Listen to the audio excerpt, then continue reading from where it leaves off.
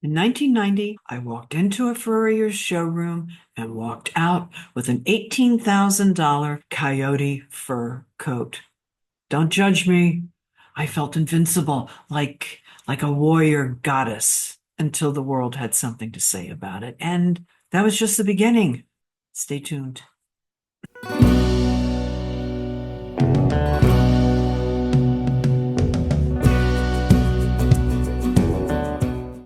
On a sub-zero February afternoon, after finishing my color direction appointments for the day, I find myself standing on 23rd Street. A sample sales sign in the window catches my eye.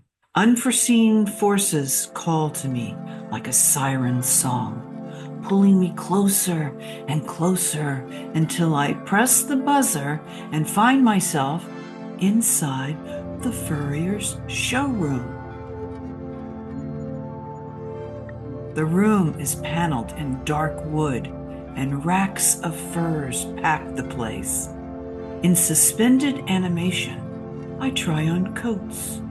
I slip on mink, sheared beaver, fox, raccoon.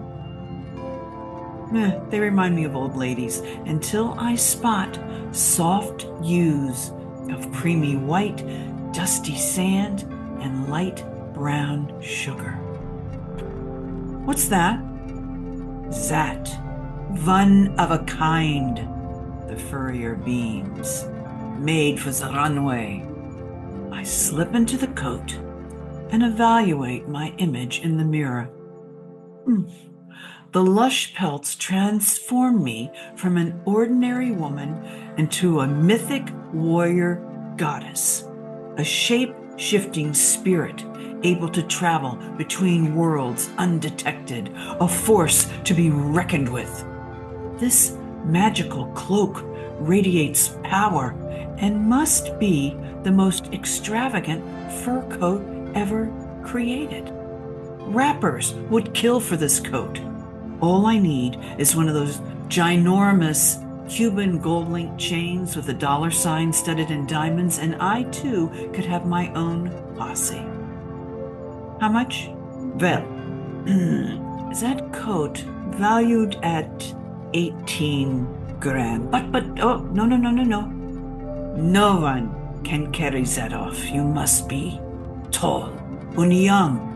On you, fantastic. Tell you what,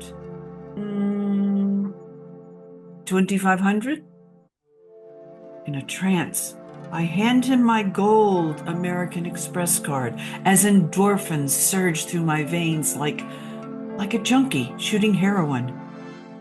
Native Americans believe the coyote is an intelligent being who possesses supernatural qualities. He is both trickster and creator, savior and villain. He's my spirit animal, my protection from destructive forces.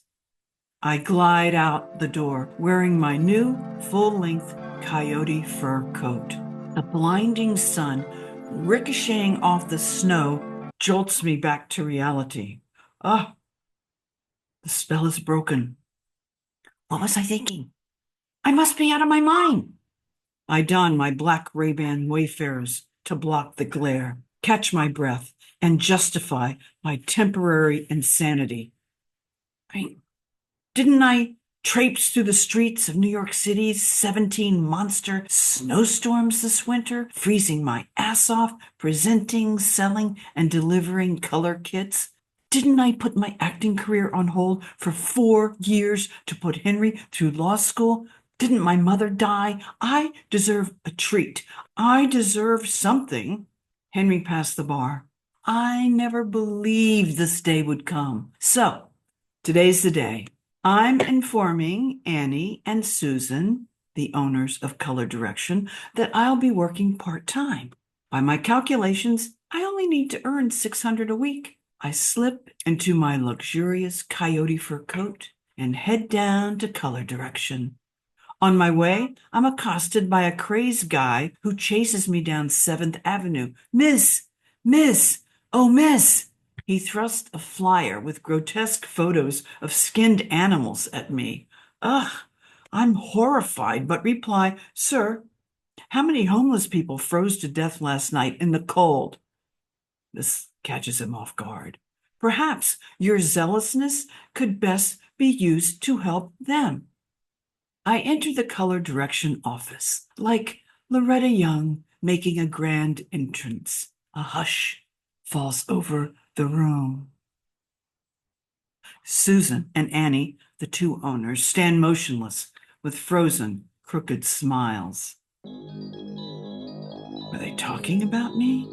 Am I paranoid? Act normal. I glance around for a place to hang my ginormous coat, but this thing is too heavy. So I toss my coyote over the sofa, where it overflows on the floor. We exchange polite hellos. Disoriented like a foreigner who doesn't speak the language, I make the long cross to my desk. Are they watching me?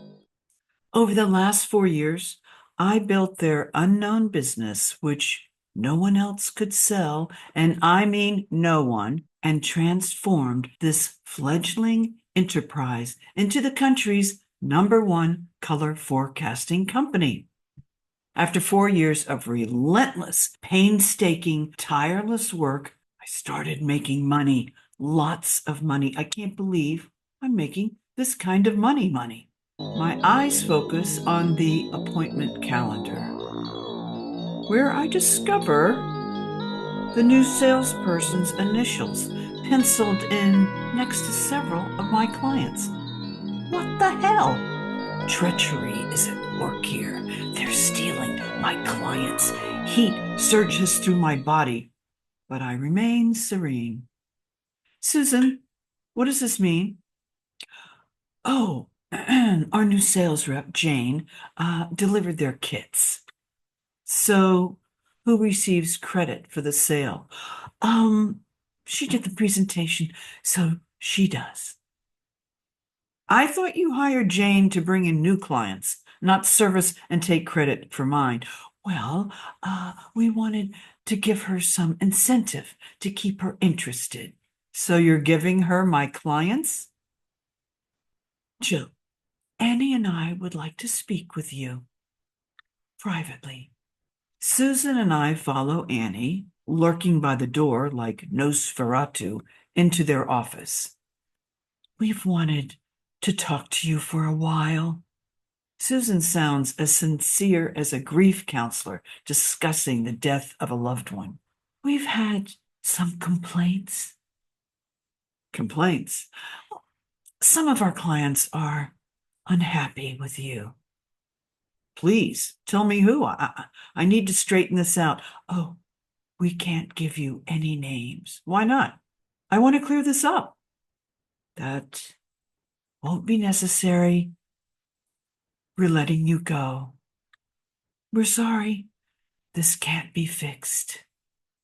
Annie, who hasn't said a word during this exchange, wears this fake facade of concern, pretending to care.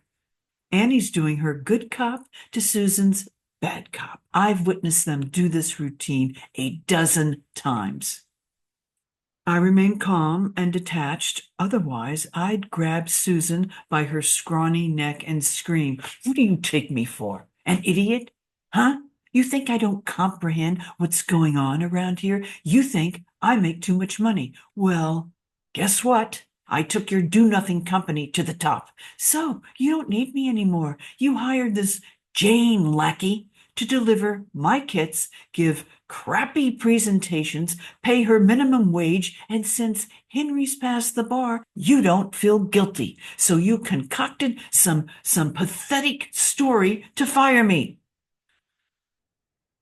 I stand and demand. I need the money you owe me. Oh, yes. Yes, of course. Coos Susan, elated I didn't hit her over the head with a chair. Susan cuts me a check. I hold myself together, trying not to freak out, cross to the sofa, climb into my ostentatious, conspicuous consumption fur coat, and walk out the door with my head held high. In a daze, I head to the subway. The ground beneath my feet is unsteady as the world I'm leaving behind burns to ashes. I'm a coward. I refuse to leave color direction of my own accord. So the universe kicked me out. Fine.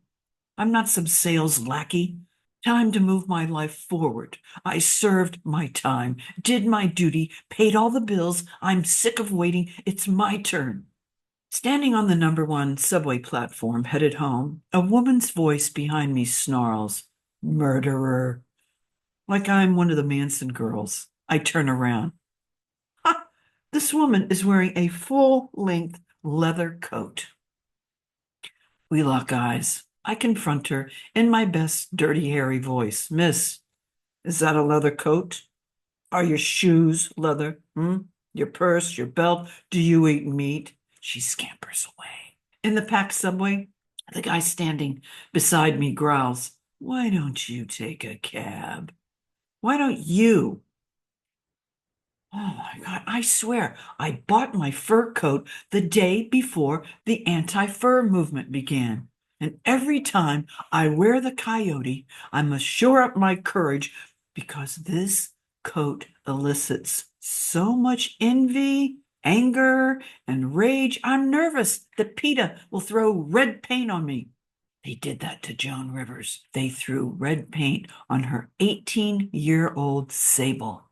My coyote coat reminds me of the Bible story about Joseph and his coat of many colors. I had to Google it because I'd forgotten some of the details, but basically, it goes like this. Joseph was his father's favorite son, and his father gave him a magnificent, multicolored long coat that was beautiful. His brothers, he had 10 of them, became jealous because they realized their father loved Joseph more. They were going to kill Joseph, but the oldest brother talked them out of it, so they sold him into slavery instead. They stole his coat and covered it in blood, took it to their father, and told him Joseph had been killed by wild animals. Meanwhile, Joseph is in prison in Egypt, where he discovers he can interpret dreams. He rises to prominence and becomes the Pharaoh's right-hand man and helps end Egypt's famine. When I told Henry I was fired, he was furious. "I told you to become a partner when you had the chance, but no, you wanted to be an actress, so now you're unemployed." This next part, I'm not sure if I said this out loud or just thought it. If I didn't say it out loud, I should have. I wanted to say, "Well, too bad, Henry. You passed the bar. Time to put your big boy pants on, make some money, pay the bills, and honor your commitment to support me so I can do my acting." That was the deal, the agreement. Remember? Oh my God, my head is spinning. I am filled with shame. Here's the thing. In the back of my mind, I had an inkling that if I wore this coyote fur coat into the color direction office, I ran the risk of triggering them and they'd fire me. In retrospect, I realize I would never have quit that job. I was making way too much money. So the universe conspired to get me fired. The coat did the job for me, but the weight of that coat was too much. I couldn't take it. So I put my spectacular, magical, mystical fur coat into a hang-up bag and stowed the coyote in the back of my closet like a dead body, where the coat remains to this day.